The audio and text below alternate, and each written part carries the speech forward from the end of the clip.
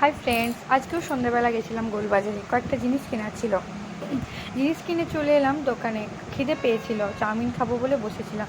দোকানে দিতে এত লেট করছিল, একেবারে বসে অস্থির হয়ে গেছি। আর এখানে এই ছেলেকে দেখো, এই খেলনাগুলো দেখে কেনার জন্য এত জেদ করছে। তারপরে বাবা ওকে একটা বাঁশি কিনে দিল, সেই বাঁশি বাজিয়ে পুরো দোকানের লোককে অস্থির করে দিয়েছে। লাস্ট পর্যন্ত চাউমিন হাতে পেলাম পেট ভরে, মনকে শান্ত করে। ভালো বানিয়েছিল। এরপর তিনজন মিলে রাতের মুক্ত বাতাসে মন প্রাণ শান্ত করে রওনা দিলাম মিষ্টির দোকানের উদ্দেশ্যে।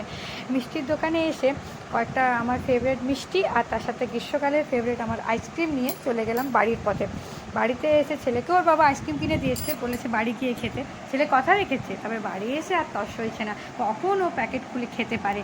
তো ওর বাবা একটাই বাটি কেনে, দুজন মিলে খায়, কারণ ছেলেকে তো পুরো আইসক্রিম দেওয়া যাবে না। ওই জন্য ওর বাবা বেশিরভাগটা খেয়ে নিয়ে ছেলের হাতে বাটিটা ধরিয়ে দেয় আর ছেলের মন শান্ত করে।